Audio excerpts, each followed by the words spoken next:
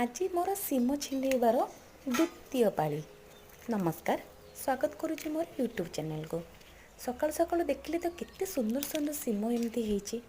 आज इच्छा है तोड़ापी आ भाविली गोटे छोट भिडियोटे आपण मानक सह शेयर करे। देखंतु 3 थर सिम खाई सारा परे एटा हेची। देखंतु केते बढ़िया देखा जाउची, फूल हेची।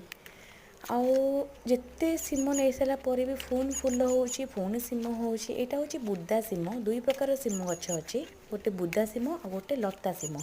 एटा होची बुदा सिम। बुदा सिम रे पाखापाखि तो आम 3 थर लेखा खाई पारिचु, खाई सारिचु, किंतु लता सिम आम एपर्यंत लगेइनु।